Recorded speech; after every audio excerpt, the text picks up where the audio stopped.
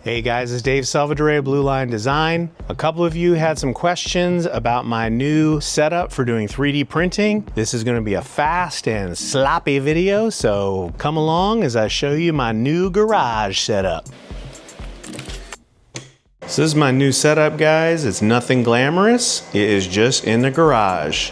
So one of the things that's a plus about this new setup is that it is not inside the house. In my old studio, when I started 3D printing, I set up the printer inside because we were in Colorado. It was really cold. So I set up my 3D printer inside, and then the battle was with the resin fumes. If you can get your 3D printer out of the house, I think that's one of the best things that you can do for your health and the health of the people around you. So now that we're in South Carolina, it's hotter. The problem is I had to run a air conditioner as well as a vent for my spray booth, and I'll show you how I solved that. So what I did is I bought 2 window kits for venting the air conditioner on one side and the spray booth or the 3D printer on the other side.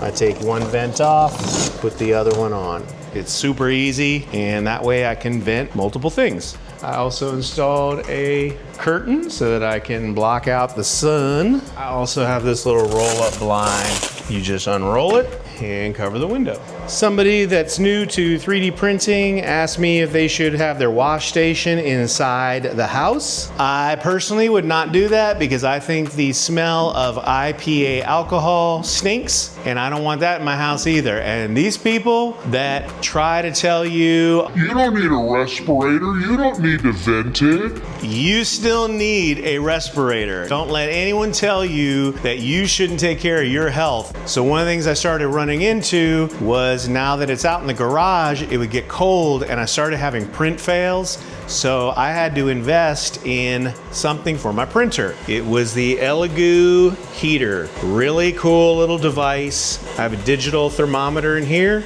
Make sure it's nice and toasty. We're doing that 3D print.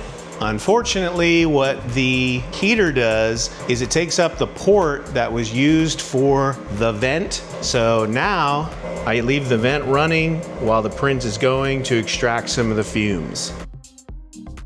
This is a fantastic little addition here. I'll put a link in the description. It's a little rolling cart, all kinds of drawers, very affordable.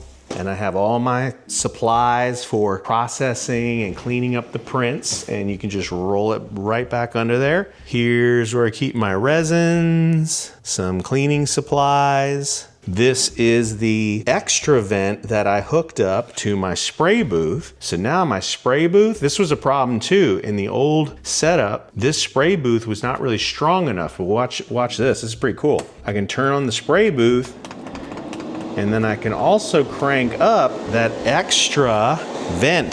So this thing really draws out the fumes and airbrushing spray and everything. It's awesome now because it's strong enough. Over here is where I process all my prints.